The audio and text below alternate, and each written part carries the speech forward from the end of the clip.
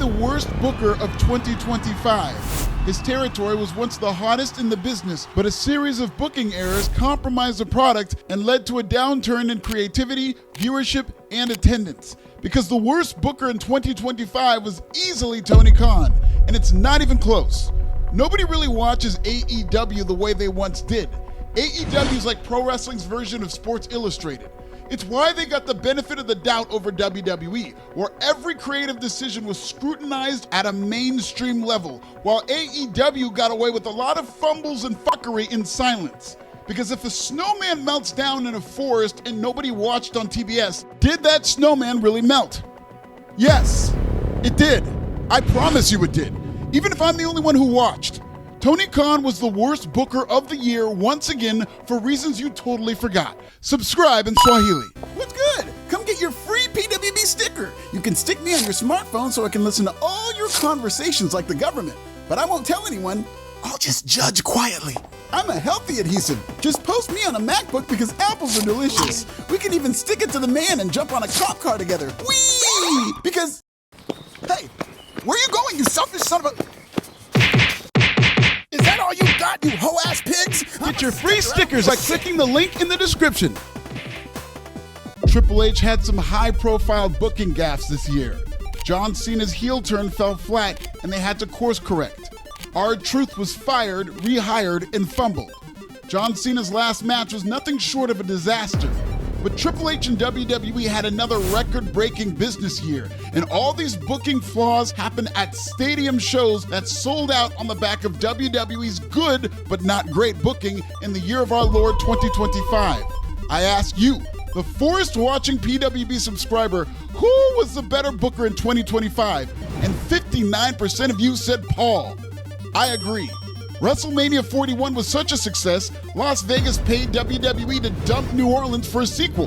WWE in 2025 will be criticized for their mistakes on the world stage, which is fair. But that doesn't mean AEW should get the benefit of the doubt because their fuck-ups happened in the dark.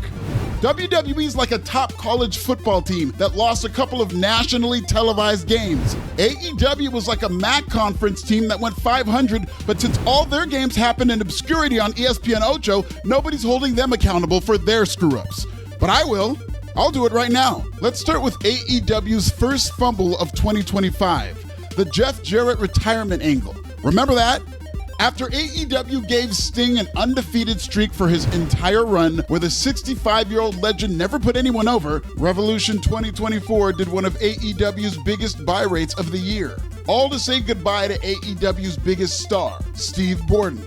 By 2025, it was time for the Jeff Jarrett version. But if Sting's retirement felt like John Elway riding off into the sunset, Jeff Jarrett's retirement felt like the slow and painful downfall of Sports Illustrated. Sting retired in March of 2024. That same month, my Forbes colleague, Dr. Marcus Collins, penned an article about how Sports Illustrated's failure to adapt led to its decline. Check it out. Great piece. AEW's most OP star retired without doing the job to anybody. Tony Khan books All Elite Wrestling with a real sports feel featuring 5-star wrestling. Whatever that means.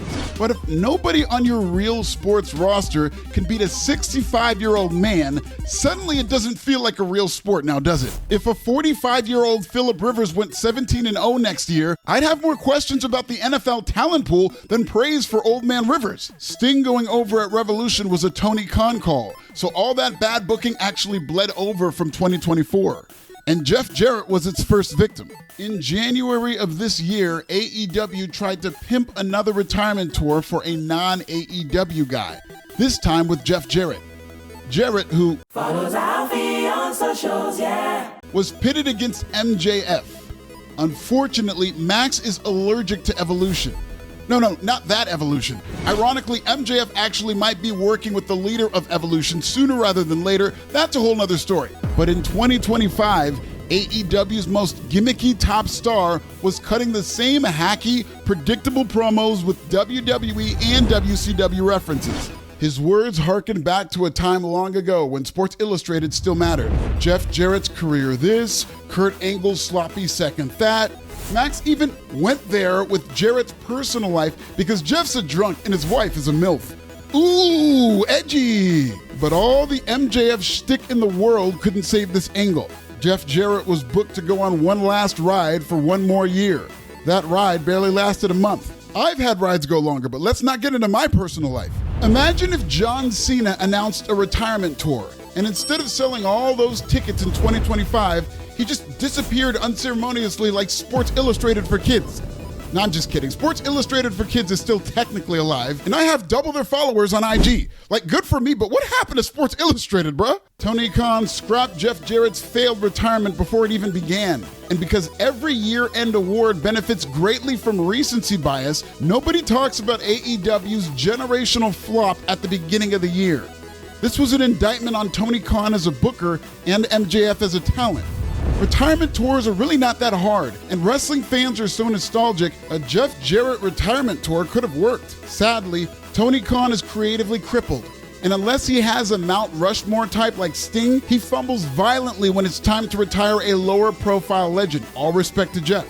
The fact that MJF couldn't make this work told me that Maxwell's act is running stale. MJF's edgy jokes have become so commonplace, people expect them, and it comes off more like a Manosphere podcaster trying to be edgy for the sake of edgy. MJF recently returned to AEW, and what do you know? He was the same exact guy, with the same WWE references, sporting the same tan as the Apprentice, wearing the same Dynamite diamond ring. In fact, let's talk about that ring, because this was a simple and effective concept that was booked into the dirt in 2025. Every year, AEW has a Dynamite Diamond Battle Royal. Every year, MJF has competed in this match and walked away with the ring. As many belts as AEW has, I think they're up to 63 now, the Dynamite Diamond ring has actually evolved into one of the more important brass rings in that company. But when it was time for MJF to finally evolve out of the Dynamite Diamond ring and maybe give the rub to somebody else, he no-sold it. He kissed the ring goodbye during his return and never came anywhere near it again. MJF wasn't in the Dynamite Diamond Ring Battle Royal in 2025. He had zero interest in defending that ring, and its lineage was reset. After 6 years, that ice went ice cold without its only winner doing the honors. Instead, the worst booker of 2025 booked a bottom guy battle royal. In a final 2 matchup, Bandito beat top bottom guy Ricochet. The streets say Ricochet is a bottom guy in more ways than one, but let's not get into his personal life. Anyway, Twitter Ricky did what he does best and lost a wrestling match. Bandito is your new Dynamite Diamond Ring holder. And because he beat fucking Ricochet and not MJF, nobody gives a fucking shit.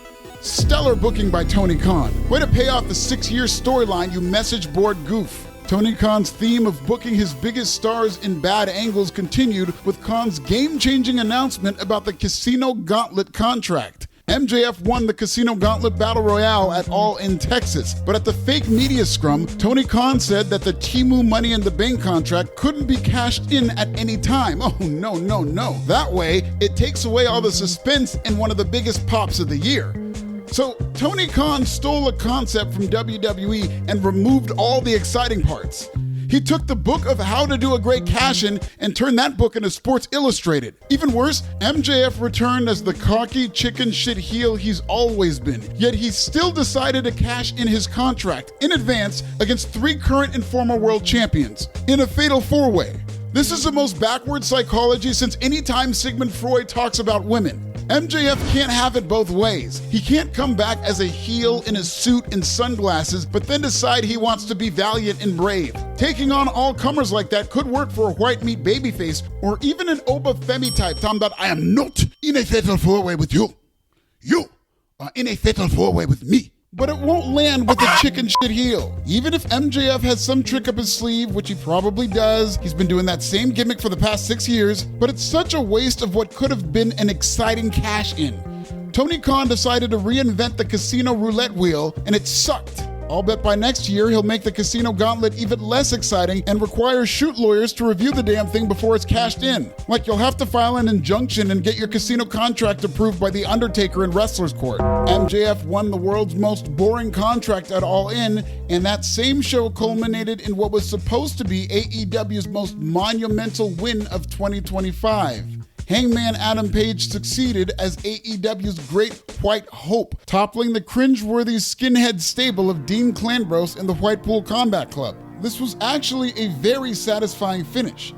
Like Cena's heel turn, it was a great moment. Like Cena's heel turn, the execution afterwards sucked. In fact, after a long build that was supposed to re-establish both Hangman Adam Page and AEW, the Hangman lost the strap to Samoa Joe just 4 months later. Hangman was supposed to be the new face of AEW. Not every title reign has to go long, but this was their new era. I sat through almost a year of terrible Ku Klux Community College theater from the Death Riders, and after Hangman was finally coronated, he didn't even level up. I consider Hangman's win over Mox at All In to be AEW's finest hour of 2025. But if we're judging bookers by how they booked their biggest angles, then the follow-up of the Hangman Redemption arc was straight trash. Some of those shows were booked in the miniature 2300 arena, and AEW still had a hard time filling it up. What does that say about how they booked their biggest angle?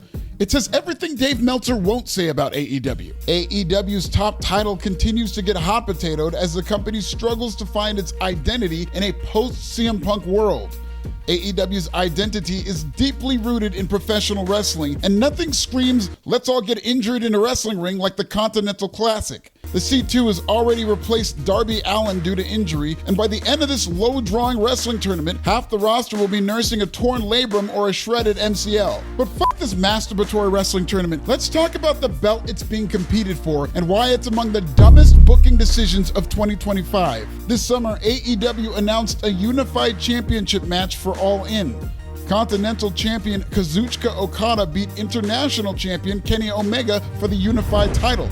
Given that level of talent, this should have been a true unification crowning a secondary world champion.